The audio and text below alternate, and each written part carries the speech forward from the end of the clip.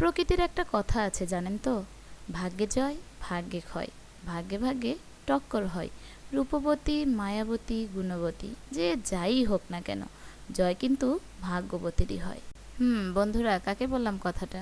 জানেন তো, আপনাদের মারিয়া আপুকে। সত্যি আপনাদের মারিয়া আপু একটা ভাগ্যবতী নারী। আসসালামু আলাইকুম, কি অবস্থা? This is Maria from Maria's diary থেকে নতুন আরেকটি স্পেশাল ভিডিওতে আপনাদেরকে স্বাগতম।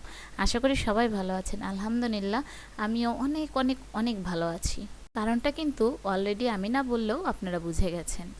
স্পেশাল একটা দিনে একটা পার্সোনাল মানুষকে স্পেশাল ফিল করানো। তবে আমরা কিন্তু একা ছিলাম না, আমাদের বাচ্চা কাচ্চা সবাই কিন্তু ছিল সাথে। আমাদের স্পেশালের মধ্যে সব থেকে একটা বড় নিয়ামত হচ্ছে আল্লাহ তাআলার উপহার আমাদের বাচ্চা কাচ্চা।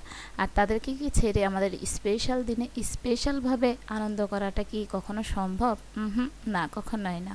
তাই বাচ্চাদের নিয়ে আগে সেলিব্রেশন হয়, তারপরে আমরা পার্সোনালিটিভাবে ফটোশ্যুট করার জন্য বেরিয়ে পড়ি। আসলে ভাগ্যবতী নিজেই নিজেকে কেন বললাম বলেন তো? এরকম ভাগ্যবতী হইতে সত্যিই কিন্তু কপাল লাগে। আর এই ভাগ্যবতীটা হইতে গেলে তার একমাত্র কারণই হচ্ছে স্বামী। আর আমার স্বামীকে আল্লাহ সুবহানাহু ওয়া তাআলা নেক হায়াত দান করুক। আর এই মানুষটা না থাকলে আমি ফুলফিল সত্যিই শূন্য। কারণ আমার একটা জঘন্য অতীত আছে, যে অতীতকে মনে হলে আমি মনে হয় দুনিয়ার বুকে মানুষ হিসেবে একটা কঙ্কাল পড়ে থাকি। আর এজন্যই এই মানুষটা সর্বদাই হাসি খুশি আনন্দ বা আমার যতগুলো কাজ আছে এই কাজগুলো নিয়ে সামনে এগিয়ে যাওয়ার জন্য সব সময়ের জন্য হাত শক্ত করে ধরে থাকে, কখনো পিছু পা হয় না। তবে আজকের দিনে এই মানুষটাকে দেওয়ার মতো আমার কিছুই নেই, তবে অফুরন্ত ভালোবাসা আর আল্লাহ পাকের কাছে দোয়া চাওয়া ছাড়া আমার হয়তো আর কিছু নাই। তবে না, অনেকেই বলেছিল আমি কখনো সুখী হতে পারবো না, লোকটা অনেক খারাপ, বাজে, তার ফ্যামিলি অনেক খারাপ, ইত্যাদি ইত্যাদি অনেক কথা বলেছিল, বা আমাকে নিয়েও অনেক কথা বলেছিল। তবুও কি কখনো ঠেকাইতে পেরেছে? না। আমাদের দুজনের চার হাত কখনো কিন্তু এক করা ছাড়া খুলতে পারেনি।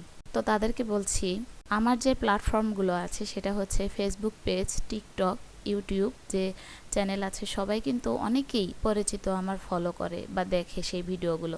আজকে তাদেরকে বলে রাখি, আমার বাবার পরে সে একমাত্র পুরুষ, অর্থাৎ আমার হাজব্যান্ড, যে আমাকে তার মাথার তাজ বানিয়ে রেখেছে। আর যদি কখনো সুযোগ হয় তাহলে আমার পেছনের জঘন্যতম অতীত নিয়ে আপনাদের সঙ্গে গল্প করতে আসবো। তো যাই হোক বন্ধুরা, কথা বলতে বলতে অনেকটা ইমোশন হয়ে গিয়েছি, আজকের দিন আর ইমোশন না হই। তো যাই হোক বন্ধুরা, আমি কিন্তু কখনো ভিডিও শুরু থেকে শুরু করতে পারি না। যখন মনে হয় যে ভিডিও করতে হবে ঠিক তখন থেকেই কিন্তু শুরু করি।